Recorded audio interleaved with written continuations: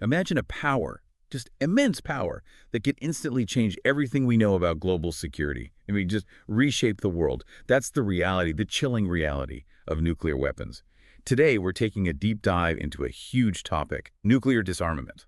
Absolutely. And our mission here really is to unpack what that actually means, why it's so critical, especially now. We'll look at the big global agreements trying to manage it and the latest things happening that make this whole discussion even more urgent. Right. And the goal for you listening is to get up to speed quickly, Yeah. to have that essential, solid understanding of what's, frankly, a really complex but vital subject so you can really follow the nuances of nuclear policy discussions. Okay, so to start, what is nuclear disarmament, like at its core? Well, simply put, it's the process of reducing nuclear weapons, the ultimate goal being, ideally, to eliminate them completely worldwide, a nuclear-free planet.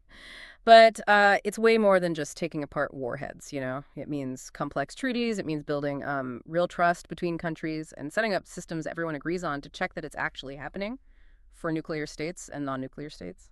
Okay, and why is this push so incredibly important right now? I mean, beyond the obvious horror of a bomb going off. Well, what's interesting, I think, is how the whole idea of nuclear deterrence, the thing that was supposed to keep the peace, in a grim way, that idea itself is looking, well, increasingly shaky. Yes, one bomb is catastrophic, obviously. But the worry now is also about, say, accidental launches, maybe a system glitch, maybe a miscalculation under pressure. And then you've got cyber threats. Could someone hack into command and control? Or the possibility of non-state groups, terrorists, getting their hands on these weapons. That's terrifying. So it's not just preventing a big war. It's about shoring up global stability itself in, well, a pretty unpredictable world. Plus, think about the sheer amount of resources, money, brain power poured into just maintaining these arsenals. That could go to health, education, climate change, huge global problems. That really does reframe the urgency, yeah. So what are the main international agreements, the treaties that have tried to tackle this? Okay, the big one, the cornerstone, is the Non-Proliferation Treaty, the NPT. That goes back to 1968. It's built on three main ideas, or pillars. Stop the spread of nukes, get the existing nuclear powers to disarm, and ensure everyone has the right to peaceful nuclear tech. But a key challenge, a big one, is that it's often seen as having two tiers, right? Some countries are allowed nukes, others aren't. That's a major reason why countries like India, Pakistan, Israel, they've never signed it. They argue it's discriminatory. Ah, okay. That makes sense. Then there's the Comprehensive Test Ban Treaty, the CTBT. It bans all nuclear explosions anywhere. But it's still not officially enforced because some key countries, including the U.S. and, importantly for this discussion, India, haven't formally ratified it yet. Still waiting on that one then. And more recently, in 2017, you have the Treaty on the Prohibition of Nuclear Weapons, the TPNW. That's a UN treaty aiming for a total ban, complete disarmament. India isn't a signatory to that one either. Right, that maps out the treaty landscape pretty clearly and where certain nations stand.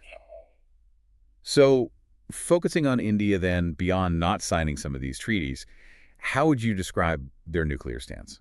Well, India consistently calls for what they describe as universal, verifiable, and non-discriminatory disarmament. That's their key phrase. They stick to a no first use policy, meaning they pledge not to be the first to use nuclear weapons in a conflict. Okay. And they aim for what's called a minimum credible deterrence, basically having just enough nuclear capability to deter someone else from attacking them, but without getting into a massive, costly arms race. A lot of this stems from their principled opposition to what they see as the sort of built-in unfairness of the NPT. Okay, let's jump to right now. What are the most significant things happening, the shifts we're seeing, maybe specifically looking at recent events, say, into 2025? Yeah, well, it's important to note that just back in January 2025, India was at the UN Disarmament Conference, again, calling for global action. So the diplomatic pressure is ongoing.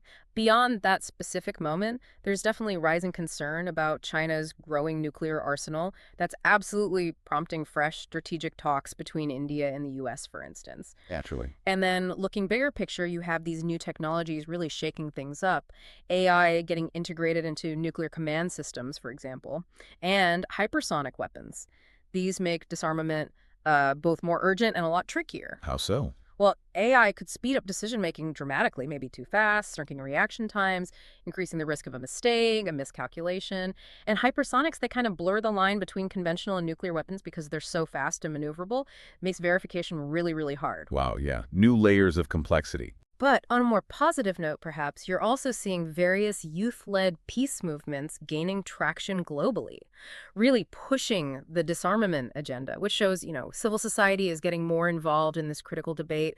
When you boil it all down, nuclear disarmament isn't just some political goal or a technical policy puzzle. It really feels like a moral responsibility. The path forward is, look, it's incredibly complex. You've got deep mistrust, geopolitics playing out. It's tough, but it is a path towards, hopefully, a safer, more stable world, one without this existential nuclear shadow hanging over us.